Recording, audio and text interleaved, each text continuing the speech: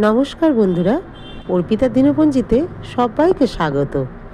আজকে রোববার, আজকে বানালাম গরম গরম চিকেনের ঝোল, আলু দিয়ে চিকেনের ঝোল।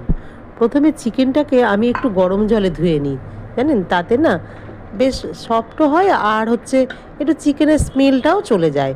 গরম জলে একটু গরম জল ঈষদুষ্ণ করে সেটাকে ধুয়ে রেখে দিয়েছিলাম, পরিষ্কার করে ধুয়ে বেছে তার মধ্যে লবণ, হলুদ, পেঁয়াজ কুচি, রসুন কুচি আর জিরে, আদা, শুকনো লঙ্কা দিয়ে বেটে সমস্ত মশলা দিয়ে কিছুক্ষণের জন্য ম্যারিনেট করে রেখে দিয়েছিলাম।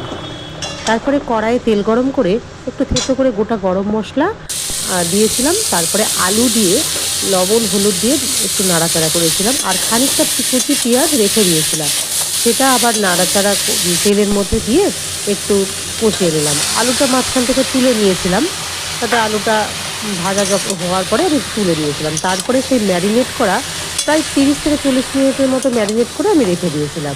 ম্যারিনেট করা চিকেনটা দিয়ে দিলাম, দিয়ে এইভাবে আস্তে আস্তে কষলাম। কষতে কষতে তেল এবং মশলাটা যেভাবে তেল ছেড়ে দিল সেভাবে অনেকক্ষণ ধরে কষে কষে ঢাকা চাপা দিয়ে আস্তে আস্তে অল্প আছে সিম করে করে সেটিকে কষলাম।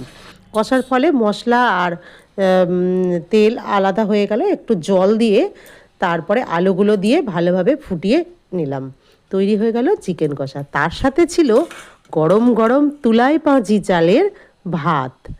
হ্যাঁ বন্ধুরা, আজকে রোববার, আজকের লাঞ্চের মেনুতে ছিল গরম গরম তুলাই পাঁজি চালের ভাত, আলু দিয়ে চিকেনের ঝোল, আর তার সাথে স্যালাডে ছিল শসা এবং গাছের লেবু। এইটিই ছিল আজকে লাঞ্চ। কেমন লাগলো বন্ধুরা? অবশ্যই লাইক করে জানাবেন এবং চ্যানেলটিকে এগিয়ে যেতে সাহায্য করবেন। ধন্যবাদ সবাইকে।